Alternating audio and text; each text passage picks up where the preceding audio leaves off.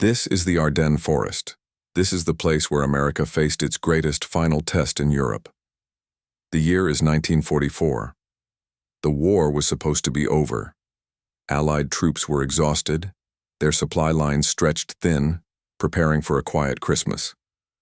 But in the shadows of the Belgian snow, the enemy was preparing one massive, terrifying surprise. Adolf Hitler had launched his last desperate gamble. A massive armored assault designed to smash through the American lines, seize vital fuel depots, and prolong the war indefinitely. This became the Battle of the Bulge, the largest, most brutal and bloodiest single battle fought by the American Army in World War II. It was a fight against two enemies, the German panzer divisions and the brutal sub-zero cold. The attack began on December 16th.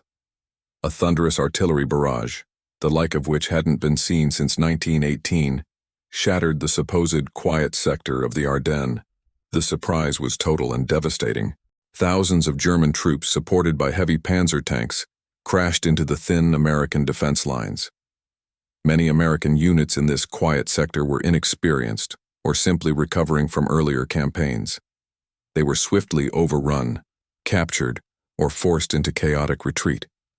The German armored columns moved like a lightning bolt, aiming for the Meuse River and the massive Allied fuel dumps. The entire Allied strategy was instantly jeopardized. If the Bulge could not be contained, the German attack could split the Allied forces and crush the momentum.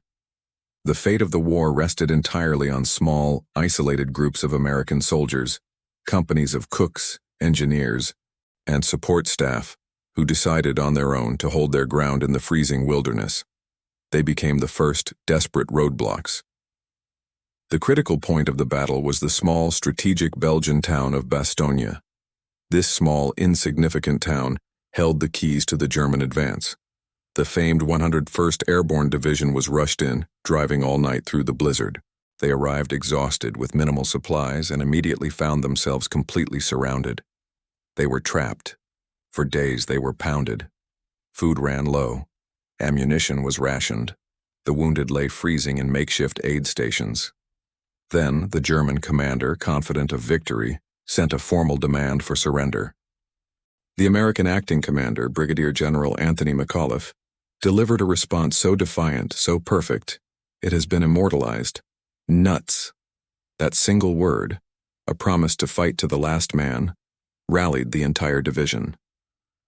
Facing insurmountable odds, starving and freezing, the paratroopers held Bastogne, transforming a strategic defense into a moral and symbolic victory. The German army was terrifying, but the weather was the silent, absolute executioner. Temperatures plummeted far below zero.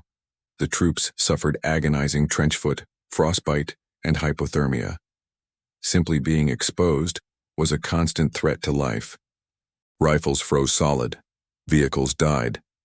The biggest psychological burden was knowing that if you were wounded, you would likely freeze to death before medical help could reach you. It was a test of raw, primal endurance. The American G.I. fought not for miles, but for minutes.